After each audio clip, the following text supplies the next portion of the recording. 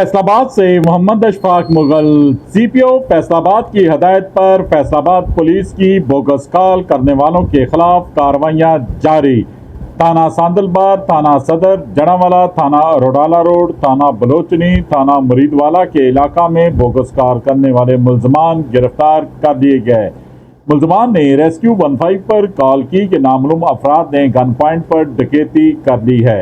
Police ने बरवकत मौके पर पहुंचकर तस्दीक की तो वारदात वाली बात ना थी, बल्कि कॉलर बोगस कार्रवाई करवाना चाहते थे।